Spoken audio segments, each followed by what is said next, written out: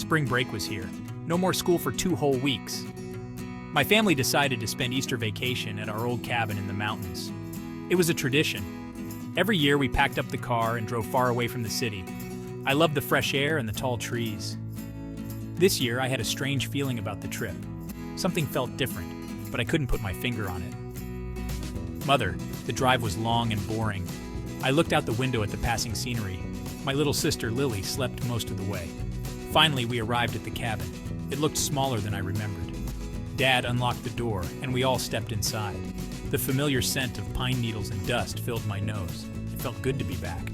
We unpacked the car and settled into our rooms. My room was in the attic.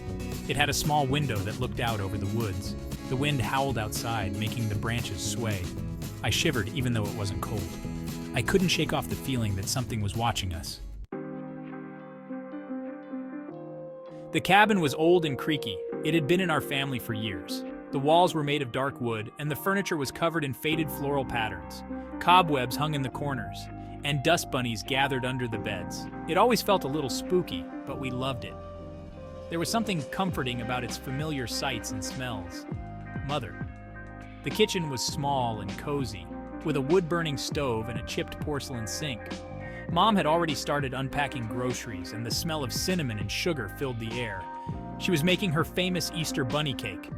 Father Dad was outside, chopping firewood. The sound of his axe echoed through the trees. Lily was running around, exploring every nook and cranny. She loved the secret room under the stairs. It was filled with old toys and board games. We spent hours down there playing and laughing. But this time, the laughter felt forced. The shadows seemed darker, and the silence between the giggles was filled with a strange tension. Night came quickly. The wind howled outside, and rain lashed against the windows. The old cabin creaked and groaned under the force of the storm. We sat by the fireplace, roasting marshmallows and telling stories. The fire crackled, casting dancing shadows on the walls. It felt cozy and safe, but I couldn't shake the feeling that something was wrong. Mother, I kept hearing noises, soft whispers that seemed to come from the walls themselves. At first, I thought it was just the wind, but the whispers grew louder, more insistent. I looked at my parents, but they didn't seem to notice. Lily was too busy playing with her dolls to hear anything. I tried to ignore the whispers, but they were getting to me. They seemed to be calling my name, beckoning me towards the darkness outside. I felt a cold shiver run down my spine. The hair on the back of my neck stood on end. Something was out there. I knew it.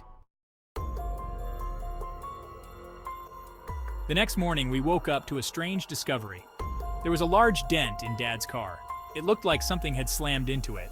We all went outside to investigate. The dent was deep and wide. It was as if a giant hand had punched the car. What could have done that? Lily asked, her eyes wide with fear. Dad shook his head. He didn't know. None of us did. We searched the woods around the cabin, but we couldn't find any footprints or other signs of what might have caused the damage. The mystery of the dent hung in the air, thick and heavy. Later that day, I was playing in the woods behind the cabin when I saw it. A flash of movement in the shadows. I stopped and listened, my heart pounding in my chest. There it was again. Something was watching me from the trees. It was large and dark, and its eyes glowed an eerie yellow in the fading light.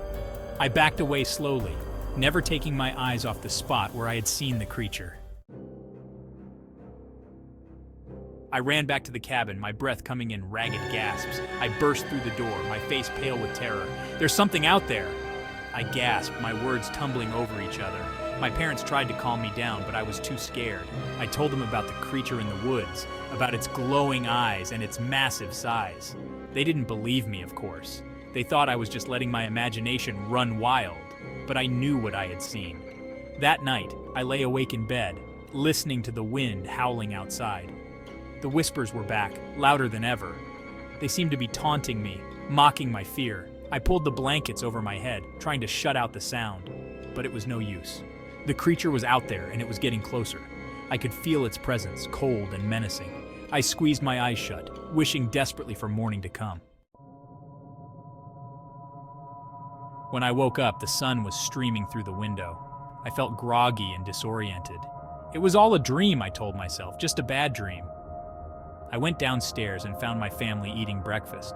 They were laughing and talking, seemingly unconcerned about the events of the previous night. Good morning, sleepyhead. You look like you've seen a ghost. I hesitated, then decided not to tell her about the whispers I had heard again. Just a bad dream, I mumbled, forcing a smile. But even as I said the words, a chill ran down my spine. Later that day, I was helping Mom unpack some boxes in the attic when I found something strange. It was a small, leather-bound journal. The pages were filled with faded ink, and the handwriting was spidery and difficult to read. I recognized the handwriting. It was my grandmother's. As I flipped through the brittle pages, my eyes fell upon a chilling entry. The creature is real, and it hungers for the fear of children. I slammed the journal shut, my heart pounding in my ears.